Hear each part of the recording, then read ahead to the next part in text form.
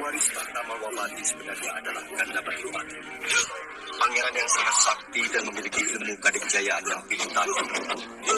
Karena begitu yakinnya tidak akan ada yang mampu mengalahkannya, maka dia mengadakan swayembara dengan taruhan adiknya yang bernama Dewi Setiawati dan tahta raja yang dia warisi. Dan memang tidak ada satupun pangeran yang mampu mengalahkannya.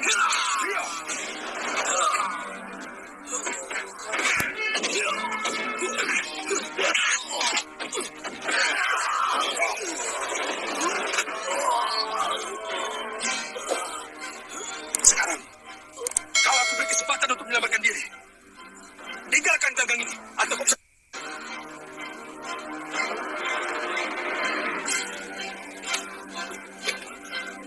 Hamba mengaku kalah, Gusti.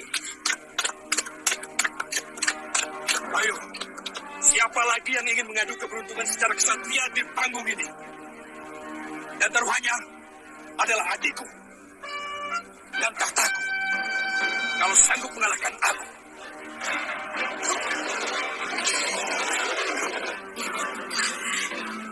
Berani sekali dia. Hei, siapa namamu? Dan dari mana kesini berasal? Nama saya Anggindar. Tuan boleh pilih. Mau dengan kanuragan atau dengan kerjayaan? Kedua-duanya.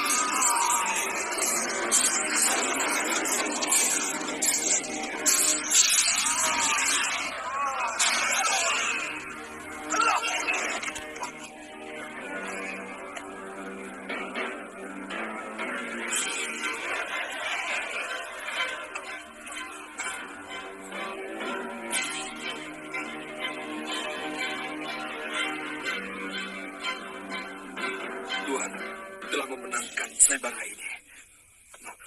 Dan Tuhan berhak atas hadiah yang saya janjikan.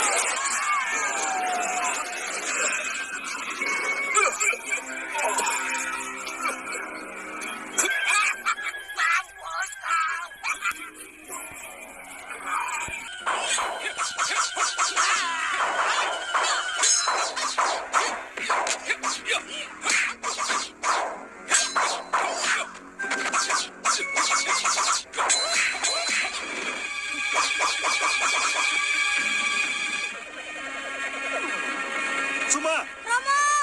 Eyang! Chandra Ditya kembar.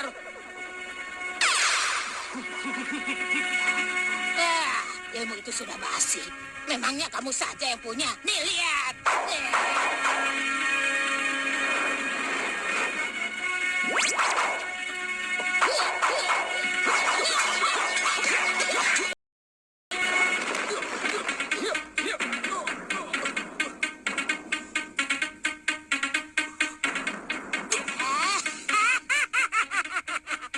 Begitu saja kepandaianmu. Masih punya permainan yang baru enggak? Aku tunggu. Cepat keluarin.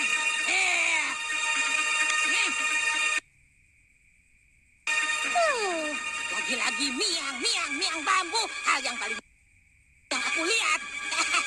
Tapi aku tidak takut. Aku punya rambut. Kosak-kosak hilang. Ayo, kita bertarung lagi.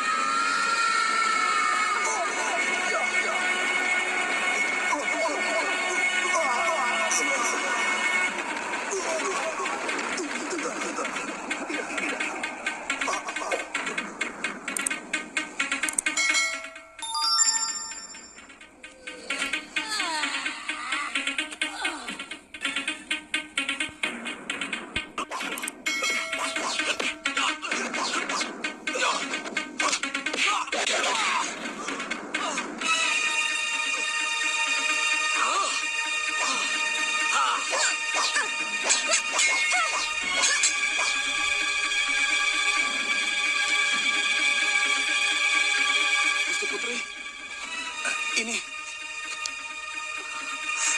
Anakku Romo, Angling Kusuma. sabar, sabar anakku. Pasti masih di sekitar sini. Ayo kita cari.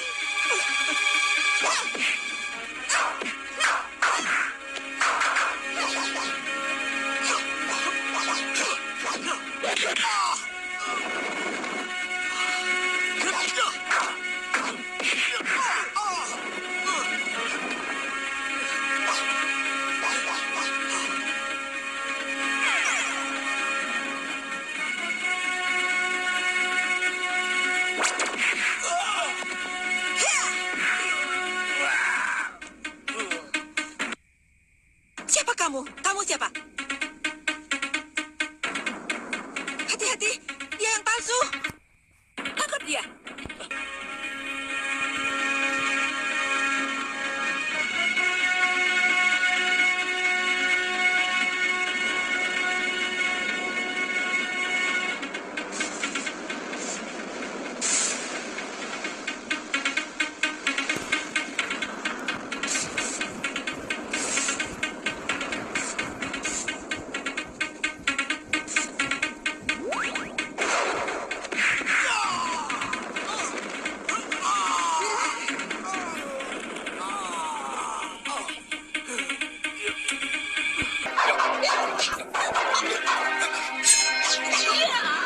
Akhirnya gerombolan Durgandini berhasil menemukan Suliwa.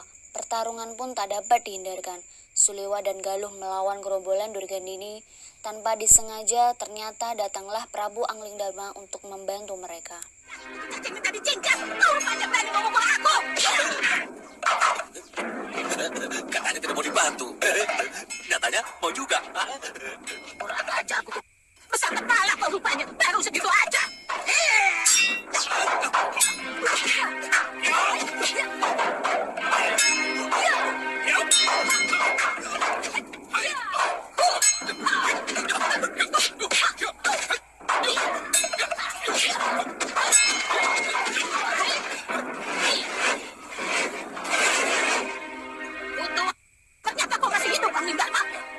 kamu telah menggunakan ajian yang sudah dilarang untuk dipakai dalam pertarungan oleh kaum pendekar Durgandini. Kamu sudah melanggar kesepakatan. Aku tidak pernah mau terikat oleh kesepakatan seperti itu. Hanya orang-orang yang ilmunya cetek yang menuntut supaya tidak boleh ada pendekar yang ilmunya lebih mumpuni. Untuk pikiran seperti apa itu? Pangeran Suryapati menghilangkan ilmu itu bukan karena kehebatan ilmunya lebih dari yang lain, tapi karena akibatnya. Terlalu kejam bagi yang terkena. Pangeran Suryapati seorang manusia yang memiliki ketinggian budi. Maka dia rela mengubur ilmu rengga gunung miliknya. Kurang ajar! Kutu badak minta dibabat rupanya. Beraninya kau menghina aku sebagai manusia tidak berbudi, Angin Dharma. Mungkin kamu malah belum pantas untuk disebut manusia.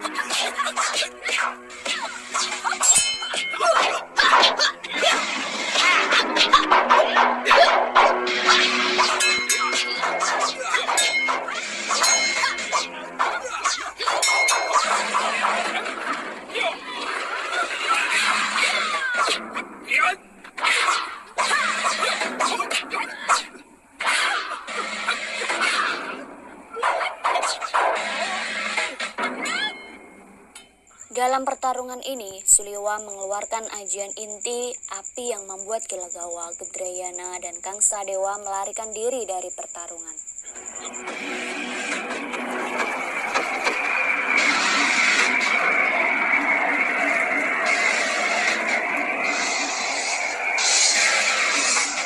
Kangsa Dewa, tinggalkan mereka.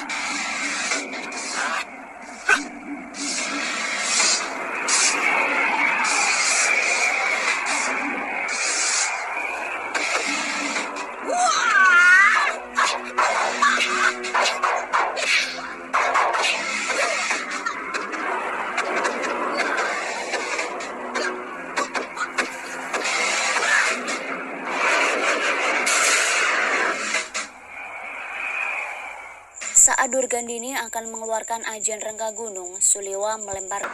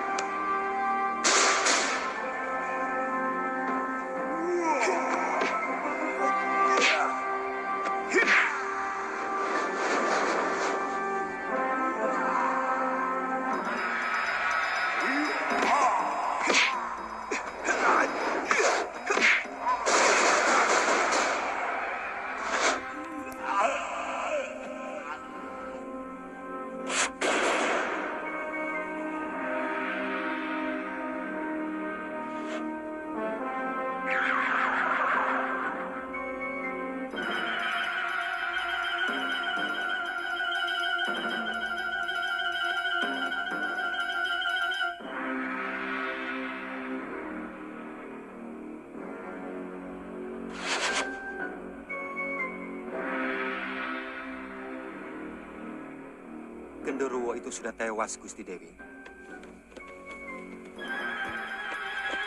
Hanya kelakuan. Tidak pantas seorang satria melakukan kelicikan seperti itu. Kurang ajar.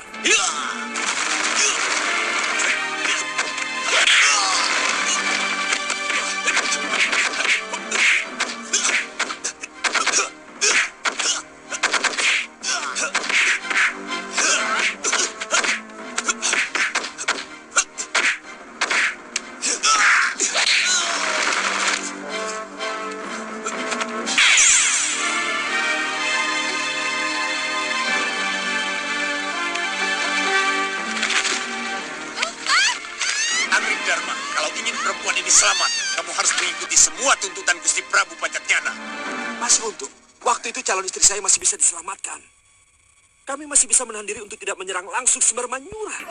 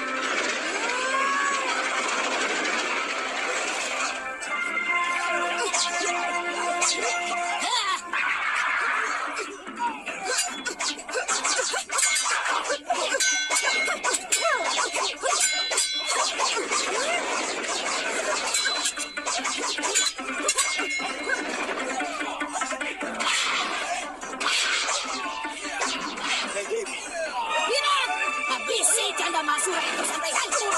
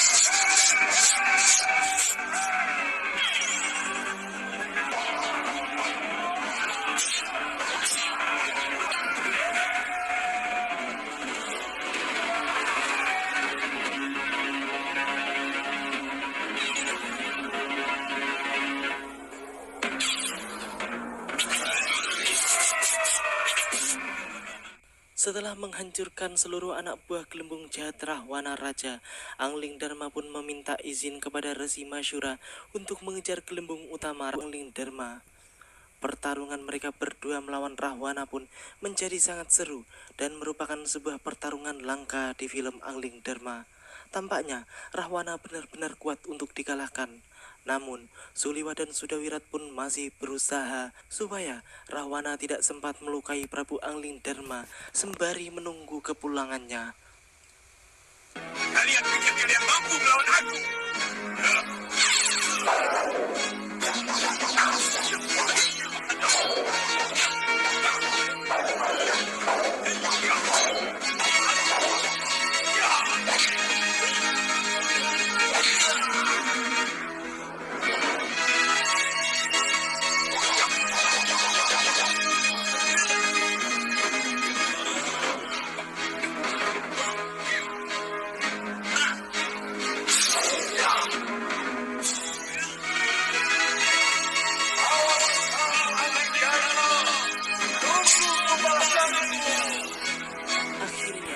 Prabu Angling Dharma berhasil mengalahkan dan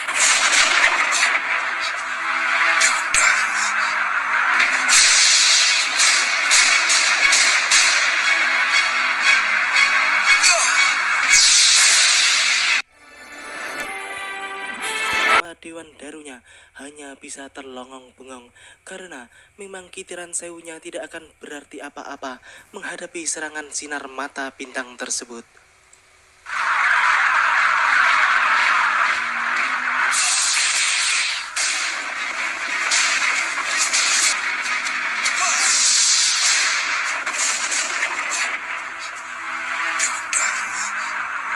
Rubah! Kejar! Mundur!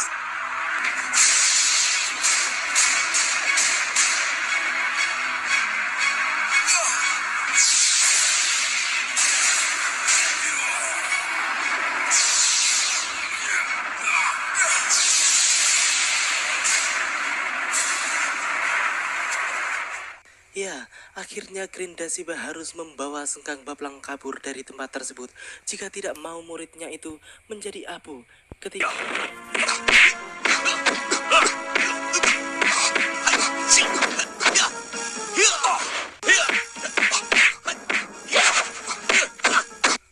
terlihat Patih Batik Madrim maupun Patih Kalamurka sangat bernafsu untuk mengalahkan satu sama lain.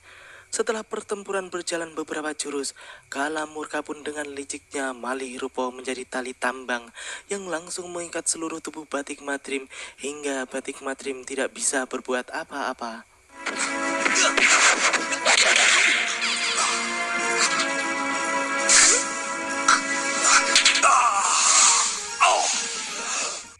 Melihat semua itu, Dewi Sintawati pun berusaha untuk memutuskan tali tambang tersebut. Namun, Batik Madrim melarangnya karena ia tidak ingin menang dengan bantuan orang lain. Jangan nyindir. Aku tidak mau bertarung membantu orang lain. Baik, Patih. Setelah itu, Batik Madrim pun segera merapal ajian inti lebur saketi dengan kekuatan penuh untuk melepas tambang jelmaan Kalamurka yang membelenggu dirinya. Alhasil, tali tersebut pun putus dan hancur berantakan yang menandakan kalah dan tewasnya Patih Kalamurka.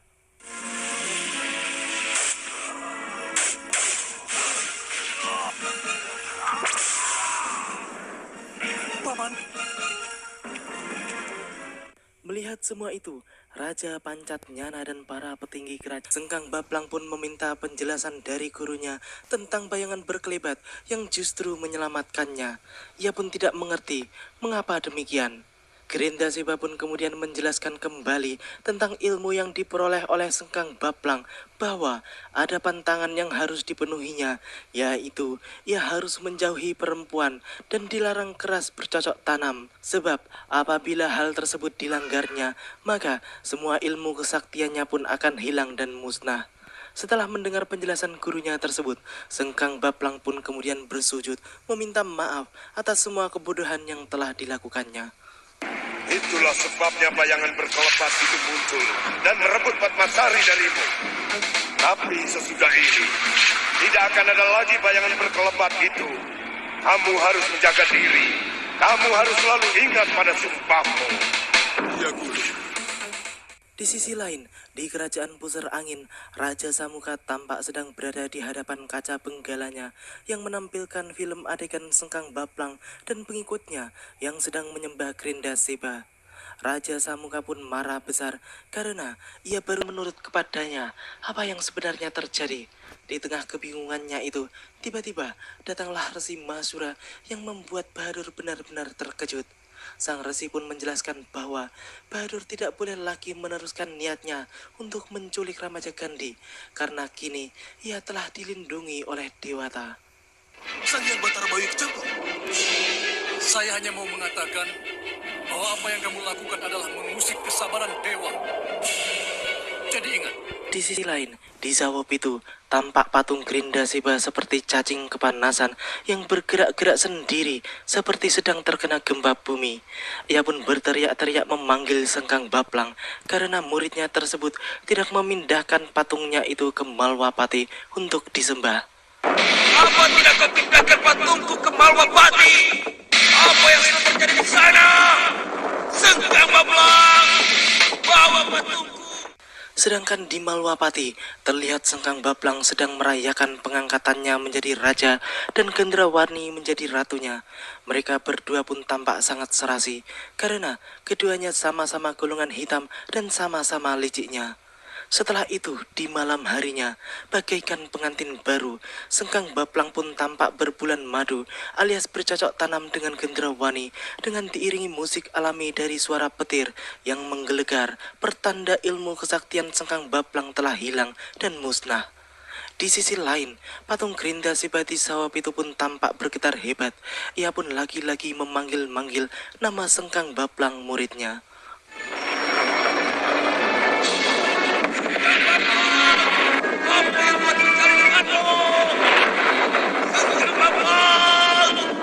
Apa yang telah terjadi padamu?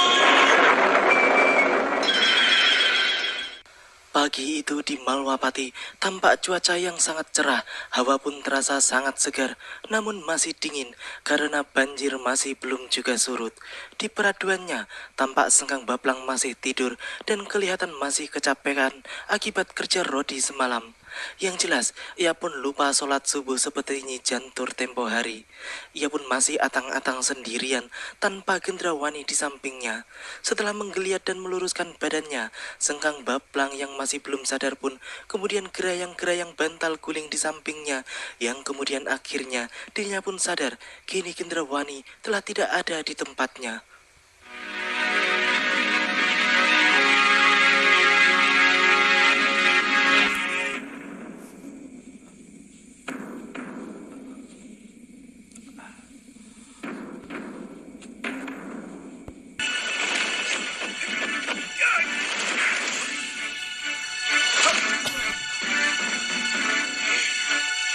Kamu hebat, Prabu. Tidak kusangka pukulan kamu membuat aku jatuh. Akan kuhabisi kamu.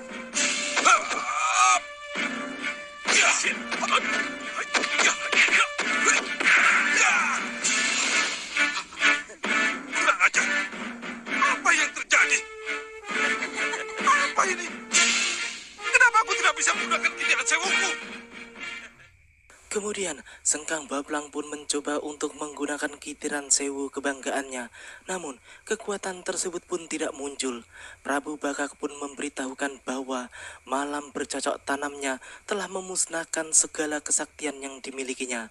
Sengkang Baplang yang mendengar semua itu pun tampak sangat bingung dan tidak percaya, seperti orang yang tiba-tiba kehilangan uang 100 juta. Tubuhnya pun tampak gemetaran, menahan rasa ketakutan yang sangat. Bahkan ia pun sampai menangis seperti orang gila yang meratapi nasibnya.